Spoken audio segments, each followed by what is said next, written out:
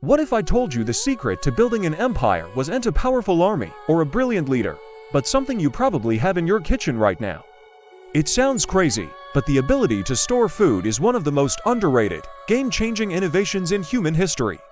Before we had refrigerators and canned goods, our ancestors were in a constant race against time, trying to eat what they gathered before it spoiled.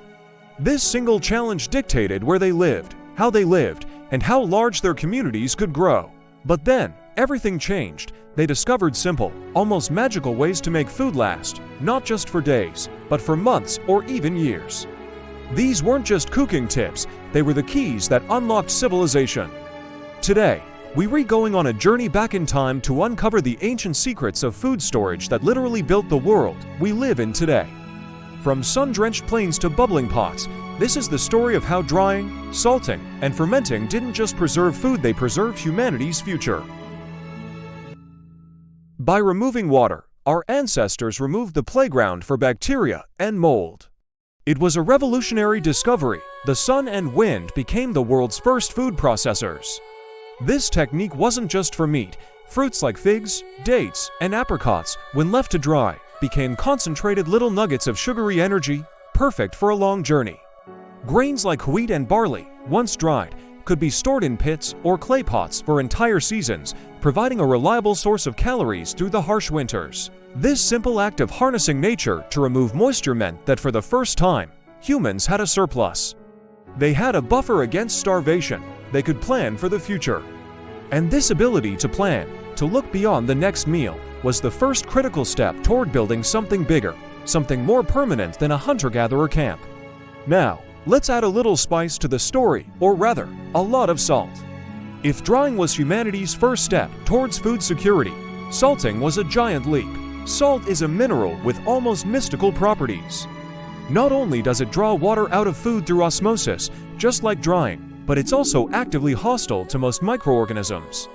It creates an environment where bacteria simply can't survive. Finding and controlling sources of salt became a massive strategic advantage. Entire trade routes, like the famous Via Salaria or Salt Road in ancient Rome, were established just to move this precious mineral. Empires were built on the back of the salt trade. Think about it. With salt, you could preserve huge quantities of fish and meat far more efficiently than just drying alone. The Vikings, masters of the sea, could pack their longships with salted cod, allowing them to travel vast distances without having to stop constantly to hunt. Roman legions marched on bellies filled with salted pork, giving them the logistical power to conquer most of the known world. Suddenly, food wasn't just for surviving the winter. It was for fueling armies, enabling exploration, and powering commerce. From the salt pans of ancient Egypt to the mines of Central Europe, this humble white crystal was worth its weight in gold because it gave people control over their food supply on an unprecedented scale. Salting turned perishable goods into stable commodities, laying the groundwork for complex economies and the rise of powerful states. But what if you could preserve food and make it even more nutritious and flavorful at the same time? This is where the magic of fermentation comes in. Fermentation is basically controlled rot. Instead of letting harmful bacteria spoil food, you encourage beneficial microorganisms like yeasts and friendly bacteria to take over. These tiny allies transform the food, creating acids and alcohols that act as natural preservatives. And the results? They're some of the most delicious and iconic foods in the world. Think about it. Without fermentation, there would be no cheese, no yogurt, no sourdough bread, no soy sauce, no wine, no beer. It's a process that our ancestors discovered likely by accident. Maybe some milk was left in a pouch made from an animal's stomach and turned into a simple cheese. Or some grape juice was forgotten in a jar and began to bubble, creating the first wine. What they stumbled upon was a way to not only save food, but to unlock new flavors and nutrients. Fermented foods are often easier to digest and are packed with probiotics, which are fantastic for gut health. This technique was a culinary and nutritional revolution. In Korea, families would gather to make huge batches of kimchi, a fermented cabbage dish that would sustain them through the winter with vital vitamins. In Germany, sauerkraut provided a crucial source of vitamin C for sailors, helping to ward off scurvy on long voyages. Fermentation was the art and science of turning potential decay into delicious, life-sustaining abundance.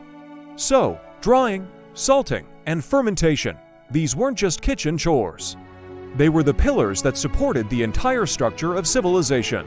Let's connect the dots. With a stable food supply, human societies no longer had to be nomadic. We could finally settle down in one place. This led to the birth of the first villages, which grew into towns and eventually into sprawling cities.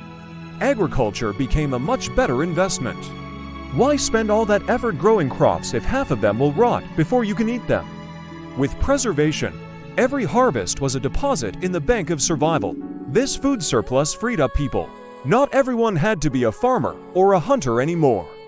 Some could become artisans, priests, soldiers, rulers, and engineers. This is called specialization of labor, and it's the engine of all complex societies.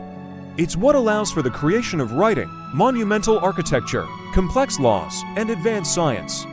Think of the pyramids of Egypt. You can't build something like that if your entire workforce has to stop every day to go find food. You need granaries filled with dried grain to feed thousands of workers for years. Think of the Roman Empire, managing a vast territory.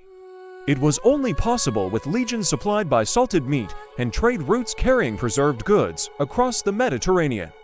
These ancient food preservation techniques were the invisible foundation upon which all the great empires of antiquity were built.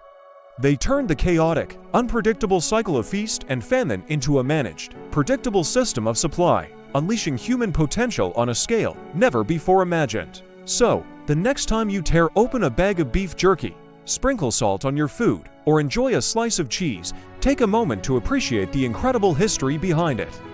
These aren't just foods, they are artifacts of human ingenuity. They represent a pivotal moment in our story when we went from being passive subjects of nature to active shapers of our own destiny.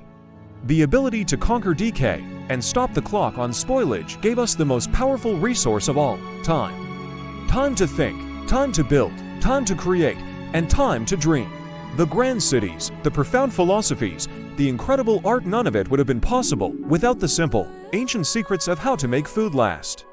It's a powerful reminder that sometimes the biggest changes in history don't come from a sword, but from a simple grain of salt.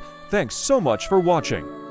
If you found this journey into the past as fascinating as I did, be sure to hit that like button and subscribe for more stories about the hidden history that shaped our world. See you next time.